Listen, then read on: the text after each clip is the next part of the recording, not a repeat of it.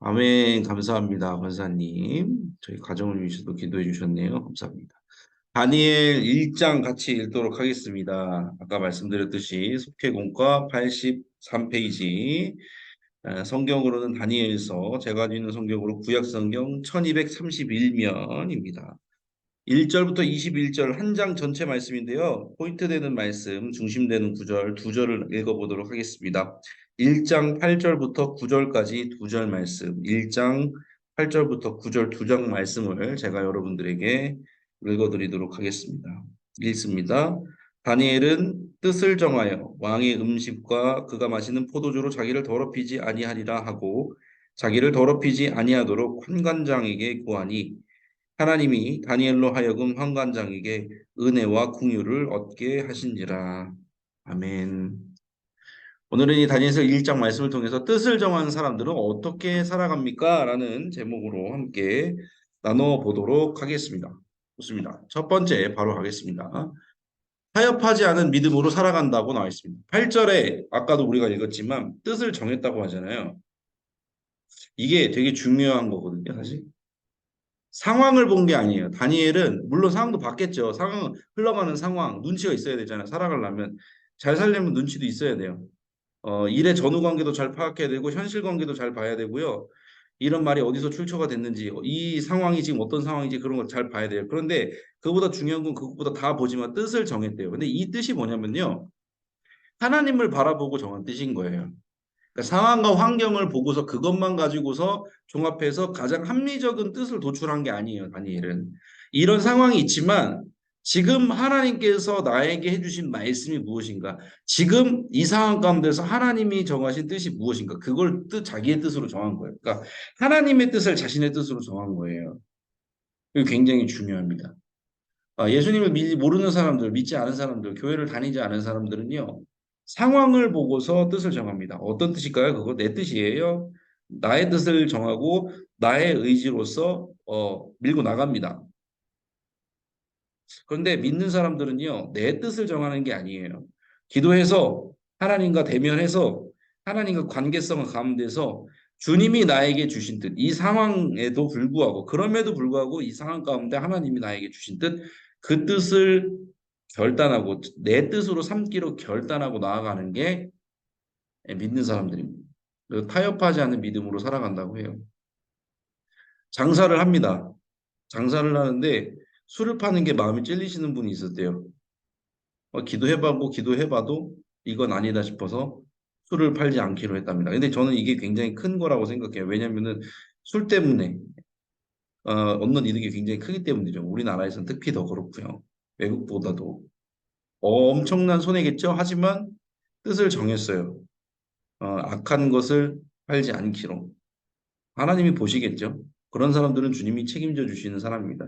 믿음은 뭐냐면요. 제가 밑에 써놨잖아요. 믿음은 하나님께 뜻을 정하는 겁니다. 하나님이 원하시는 뜻을 내 뜻으로 삼고 나아가는 거예요. 그래서 여러분들도 어, 예수님 진짜 믿고서 예수님께 모든 걸 걸고 예수님이 주인 되셔서 살아간다고 여러분이 고백을 하셨다면 그 고백대로 실천을 하셔야 됩니다. 그러니까 정말 이 상황 가운데서 하나님께 뜻을 두고 나아가는 거. 그러니까 뭐 걱정되는 문제들 요즘에 뭐 코로나 이후에 경제적 상황도 굉장히 안 좋아지고 어려움도 있고 자녀들에 향한 기도 제목도 있지만 내가 무엇인가를 어떻게 하기 전에 하나님이 이 상황 가운데서 우리에게 주신 뜻이 무엇인가를 항상 생각해야 돼요. 그게 없어져 버리면은요 그 첫 단추를 잘못 깨면은 마지막 단추까지 잘못 깰 수밖에 없잖아요. 옷을 이상하게 되잖아요. 똑같아요. 신앙도 중간에 이제 바꿔 낄 수 있는 기회를 하나님 주시긴 하지만 제일 중요한 건 처음 뜻을 정하는 게 제일 중요한 것 같아요. 왜 내가 신앙생활을 하고 신앙생활을 통해서 어떤 뜻을 세워서 지금 오늘 하루를 살아내고 나의 일생을 살아내는가. 그게 굉장히 중요하거든요. 그래서 여러분들도 다니엘처럼 뜻을 정하시기 바랍니다. 애매한 신앙생활은요, 마귀들의 밥이 됩니다, 여러분. 뜻을 정하지 않고 내가 결단하지 않고 기도를 하는 이유는요, 어떻게 보면 그런 것도 있어요. 하나님 제가 결단하겠습니다. 주님의 그 말씀에 제가 순종으로 반응하겠습니다. 결단으로 반응하겠습니다. 그런 어떤 결단과 순종의 주님을 향한 그런 의지가 없다면 어려워집니다. 그것이 있어야지 뜻을 정해서 나가는 것이 확실해지는 거거든요. 그래서 여러분들이 그거를 기억하시면서 생각을 해 보셨으면 좋겠습니다. 좋습니다. 두 번째 갈게요. 자, 두 번째. 다니엘은 지혜롭게 행동하며 살아갔댔어요. 뜻을 정한 사람은 지혜롭게 행동한대요. 되게 중요한 부분이거든요. 12절, 13절 보니 다니엘이요. 그 환관장하고 그 벼슬 있는 사람들한테 뭐라 하냐면 청하오니 그래서 청해요. 그러니까 나는 뜻을 정했어. 나는 이 더럽혀진 이 상황 아시죠? 바벨론에 끌려간 포로인데 다니엘은 새 친구와 함께 뜻을 정했단 말이야. 나는 바벨론의 포로로 끌려고 바벨론에서 바벨론 땅을 밟고 살아가지만 거룩한 하나님의 백성으로 살아갈 거야라고 기도하면서 하나님께 뜻을 정했단 말이에요. 그런데 그 다음 스텝은 뭐냐면요. 그럼에도 불구하고 또 기도하는 거예요. 뭐냐면 무슨 뜻이냐면 내가 뜻을 정했어. 나는 옳고 다른 사람 그 바벨론은 옳지 않아. 그게 아닌 거예요. 나는 옳고 하나님 모르니까 하나님 믿는 나는 옳고 세상은 옳지 않아. 이런 방식으로 살면요 지혜로운 게 아니에요. 그러니까 우리는 어떤 방식으로 살아야 되냐면 이건 제 말이 아니라 얼마 전에 소천하신 팀켈러 목사님이 하신 말이 되게 좋은 말이라서 제가 가져왔는데 하나님의 방법대로 살아야 된다는데 지금 우리가 어디 서 있는지를 알아야 되는 거예요. 빨간색 제가 써놓은 거 바로 위에 칸에 보면요. 경계선에 다니엘은 경계선에 서 있었다는 거예요. 어떤 세상과 하나님 나라의 경계선에서 살아 있는 거 살고 있는 거예요. 우리도 그렇지 않나요? 세상이라는 곳과 하나님 나라라는 곳 그 경계선에서 살고 있잖아요. 그러니까 되게 지혜로워야 돼요. 하나님께 뜻을 정한 건 맞아요. 그리고 내가 신앙을 지켜야 되는 건 맞는데 완전히 세상의 걸 배제하고 여러분 살 수 있어요. 그러면 여러분은 수도원가 해야 돼요. 근데 사실 엄밀히 따지면 수도원도 세상이에요. 왜? 수도원에서도 먹고 살아야 될 거 아니에요. 노동을 해야 된단 말이에요. 그러니까 우리는 육신을 입고 이 세상에서 살고 있는 한 경계선에 산다는 생각으로 살아야 돼요. 언제든지 발을 떼서 하나님 나라로 넘어갈 수 있는 사람처럼 천국에 가야 될 사람처럼 살아야 되는데 그러려면 어떻게 했냐면요. 지혜롭게 행동해야 돼요. 어떻게 지혜로운 거냐면 제가 구체적으로 말씀을 드릴게요. 이 땅을 발을 밟고서 살아가잖아요. 그런데 성경에 여러분들 성경 읽어보면은 우리가 살아가야 될 구체적인 지침들이 나와 있어요. 예를 들어서 이사를 가야 돼. 어디로 가야 될지 모르겠어. 성경에 그럼 교회 가까운 곳으로 가라고 성경에 나와 있어요? 이사 갈 때? 이사 갈 때는 이런 집을 골라라. 이게 나와 있어요? 되게 굉장히 실천적이고 그런 디테일한 부분도 있잖아요. 뭐 신앙생활 하다가 궁금함이 들 때도 있잖아요. 아, 이거를 신앙적으로 봤을 때 이걸 해야 되나 말아야 되나 이런 부분들이 성경에 안 나와 있죠. 그래서 물론 목회자도 있어야 되고 교사도 있어야 되고 그런 거 맞습니다. 그런데 성경에는 그런 것들이 구체적인 실천적인 사항들이 덜 나와 있단 말이에요. 왜냐하면 이게 옛날에 쓰여진 책이잖아요. 수천 년 전에 쓰여진 책이기 때문에 그런 거예요. 그럼 어떻게 되냐는 거예요. 하나님과 소통하면서 결정을 봐야 되는 거예요. 내가 이 성경에 있는 말씀을 가지고 주님께 기도하면서 성령님이 우리 안에 계시니까 보혜사잖아요. 성령님이 우리를 보호하시고 인도하시는 분이시잖아요. 그러니까 우리 성령님께 물어봐야 되는 거예요. 기도하면서 주님, 내가 이런 상황에 있는데 어떻게 하는 것이 하나님의 뜻을 이루는 것입니까? 이 경계선에 서 있는 저에게 하나님 지혜를 주시고 하나님의 방법을 알려주세요라고 기도하는 게 지혜예요, 여러분. 지혜는 다른 게 아니에요. 지혜 없는 사람은요, 성경에 나와 있는 대로 그냥 문자적으로 해석해서 하는 사람이 되게 지혜가 없는 사람이에요. 또 지혜 없는 사람은 뭐냐면요, 완전히 그 세상에 동화되어 가지고 성경과 관계없이 사는 것도 지혜 없는 사람이에요.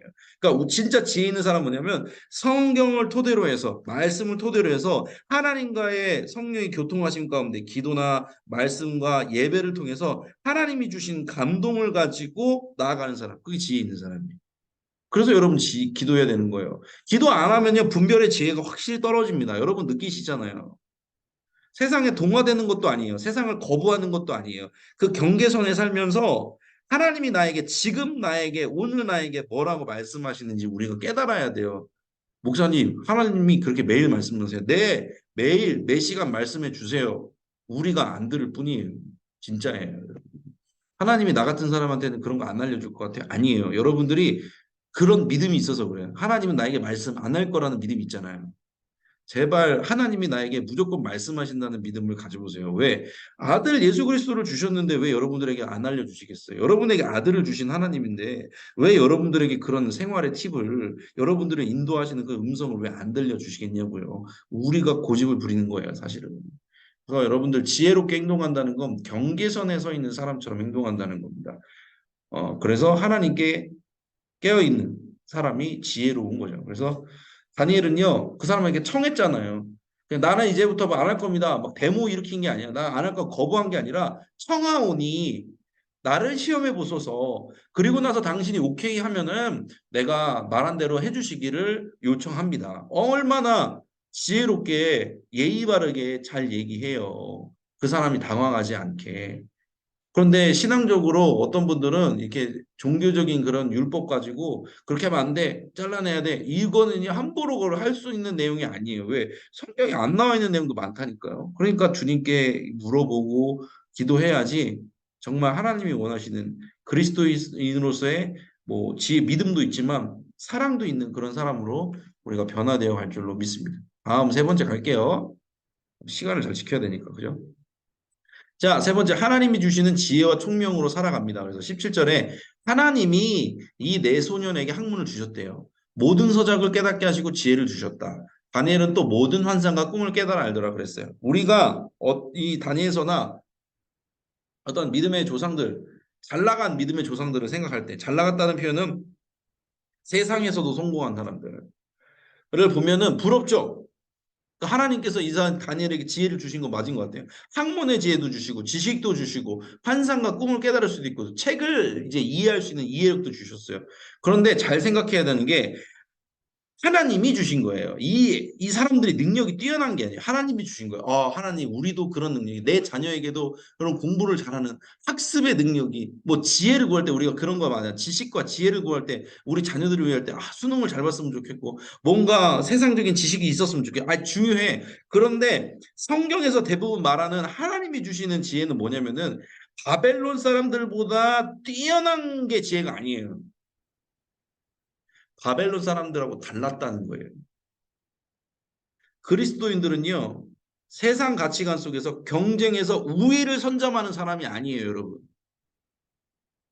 진짜 하나님의 사람 그리스도인은요, 세상과 다른 사람이에요. 세상 사람들은 경쟁을 위해서 누군가를 짓밟고 올라가고 내 실력과 능력, 세상적인 스펙, 능력을 키워서 어떤 우위를 선점하려고 할 때, 물론 세상적인 스펙도 필요합니다. 필요 없다는 게 아니에요. 그런 생각 방식이 다르다는 거예요. 뭐? 다니엘처럼 생명을 살릴 방법을 간구하고 생명을 살릴 지혜가 있는 사람이에요. 결국에는 다니엘이 승승장구할 수 있었던 이유는요. 주변에 많은 벼슬을 가진 사람들, 그런 사람들은 서로 끌어내리고 내가 권력을 쥐긴 앞섰는데 다니엘은 욕심이 없었잖아요. 어떻게 하면은 이 나라가 정말 잘 살 수 있을까? 어떻게 하면은 정말 믿는 사람들이 이 틈바구니 바벨론에서 신앙생활을 잘하게 할 수 있을까? 어떻게 하면 내 믿음을 지킬까? 완전 다른 세팅 아니에요? 마인드 세팅 자체가 다른 거예요. 그러니까 믿음의 사람들이 진짜 소위 말하는 성공을 한다. 그러면은 다른 사람보다 다른 세상 사람들보다 능력이 뛰어난 게 아니에요. 마인드 세팅 자체가 다른 거예요. 그냥 다른 거예요.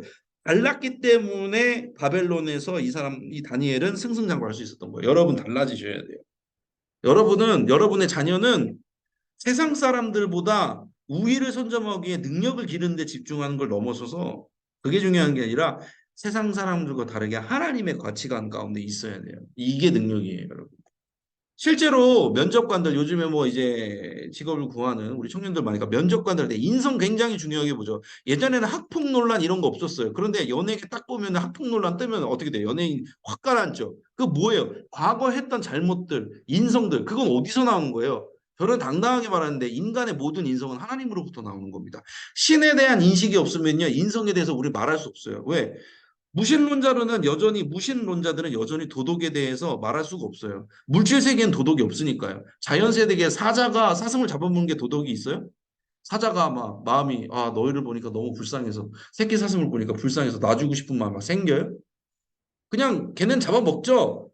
걔는 도덕이 없어요. 근데 우린 도덕이 있잖아. 왜 그럴까? 이 차이점은 그 갭은요, 그 동물과 우리의 갭은요, 엄청 커요. 하나님이라는 존재로밖에 설명이 안 된다고 해요. 현재 많은 사람들도. 그러니까 우리는 달라야 돼요. 우리는 다른 게 능력이에요.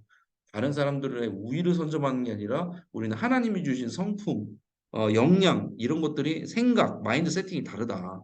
이걸로 이 지혜와 총명으로 우리는 살아가야 된다. 여러분 생활 되게 어렵죠. 신방 다녀봐도 그런 것 같아요. 경제적으로 어려울 수도 있어요. 사업장이 어려울 수도 있어요. 인간 관계에서 어려울 수도 있어요. 근데 우리는 무엇으로서 그 어려움을 타개해 나가냐고요. 남들보다 위에 서서 힘이 세서 돈이 많아서 아니에요. 남들과 달라서 이길 수 있는 부분이 우리에게는 있어요. 여러분 그걸 믿어야 돼요. 그게 믿음이에요. 하나님이 주시는 방법을 믿는 믿음도 믿음이에요. 하나님이 우리에게 주실 거예요. 다름을. 그 다름으로 승리하시는 여러분 되시기 바랍니다. 제가 또 흥분하기 시작해서요. 이렇게 얘기하면 또 한도 끝도 없어요. 근데 또 시간은 지켜야 되잖아요. 하나님의 방법, 시간은 지켜야 되잖아요. 그죠? 시간을 지키도록 하겠습니다. 세 가지를 나눴습니다. 뜻을 정한 사람들은 어떻게 살아가느냐? 타협하지 않는데요. 뭐? 세상을 바라보는 것이 아니라 한 상황과 환경으로 뜻을 구하는 것이 아니라 하나님을 바라보고 그 뜻을 내 뜻으로 삼는다라고 말씀드렸어요. 두 번째, 지혜롭게 행동해요. 경계선에서 사는 거예요. 우리는 경계선에서 사는 사람들은 하나님과 친밀한 관계 속에서 하나님이 주신 방법으로 살아가기로 결단합니다. 그게 지혜로운 거라고 했어요. 마지막으로 세상 사람들에게서 우위를 선점해서 살아가서 능력을 펼치면서 사는 사람이 아니라 하나님이 주신 그 능력은 뭐냐? 세상 사람들과 구별된 것, 다른 것, 인성, 뭐 도덕 이런 거예요. 정말 하나님의 생명을 살리려는 마음가짐 이런 것들이 하나님이 우리에게 주시는 다름이다라고 말씀을 드리면서 정리를 합니다. 공지할게요. 공지사항 할게요. 자, 이제 하반기는요. 제가 뭐 지역교회 속장 모임 때도 말씀드리지만 이제 본격적으로 말씀드리면 현장 예배로 이제 모이는 것들을 저희가 좀 이제 캠페인을 하려고 합니다. 그래서 속장님들이 해주셔야 될 게 속회 중에서 온라인 예배만 드리는 성도님들이 있어요. 그분들의 명단을 파악해서 설문지로 보내주세요. 제가 설문지 만들어 드릴 거예요. 그 속회 보고서에 추가로 만들어 드릴 거예요.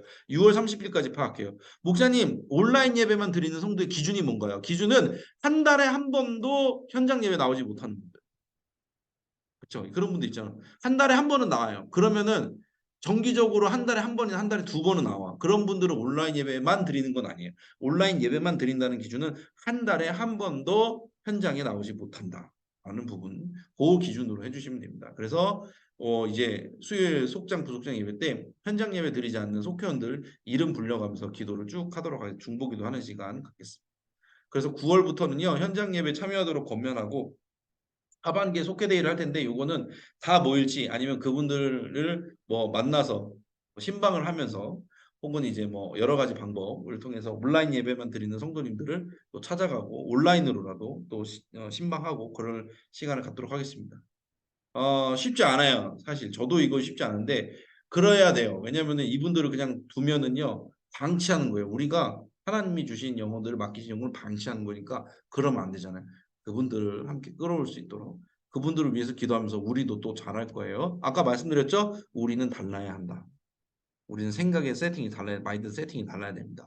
그래서 위에서 함께 기도하면서 준비해 주시고 제가 속해보고 틀을 만들어 드리도록 할 테니까 6월 30일까지 알려주시면 제가 잘 정리를 해서 다시 공지를 하도록 하겠습니다. 다음 금숙가꾸기 모집. 여기 지금 두 개가 나서 신성교회랑 율목종합사회복지관이 나왔는데 신성교회 다 찼다고 방금 연락을 받았습니다. 방금 이제 올라오는데 신성교회가 다 찼답니다. 그랬어요. 그래서 율목종합사회복지관 30팀 남았습니다. 어르신 멘토링 서비스예요. 어르신들 모시고 좋은 곳에 가서 식사도 하고 좋은 거 구경시켜드리고 하루 동안 그렇게 해가지고 어르신들 이렇게 좀 리프레시하는 시간 가질 수 있도록 하는 겁니다. 그래서 율목종합사회복지관과 연합을 해서 하기 때문에 노하우가 참 많이 쌓였겠죠. 그래서 어려움은 없습니다, 여러분들. 그래서 많이 신청해 주시기 바라고 신성교회는 다 찼다고 연락을 받았다고 제가 말씀을 드립니다. 생명살인 게임 계속하고 있어요. 이게 찾으시는 분들이 종종 있더라고요. 이사 오시는 이웃들에게 전도지나 전도 물품을 전하면서 이렇게 기도할 수 있도록 또 전도할 수 있도록 해주시면 좋을 것 같습니다. 자, 이제 중보 기도를 하도록 하겠습니다. 주님의 자녀답게 살기 위해서 뜻을 정하는 것이 무엇인지 우리가 나누었습니다. 뜻을 정하는 것은 상황과 환경을 보는 게 아니라는 거 말씀드렸어요. 경계선에 사는 것이고 그리고 하나님의 방법대로 세상과 다름으로 승리하는 것이라고 말했습니다. 교회와 속회를 위해서 기도할 때 담임 목사님을 위해 기도해 주시고 여러분들 지금 당장 생각나는 그 현장 예배 오지 못하는 분들 있죠? 그분들을 위해서도 기도해 주시면 좋겠습니다. 이 시간 짧은 시간이지만 우리 속장이도 얼굴을 안 보고 있었구나. 그래, 얼굴을 보면서. 좋습니다. 짧은 시간이지만 주여 믿습니다 하시고 함께 기도하면서 나아가겠습니다. 주여 믿습니다.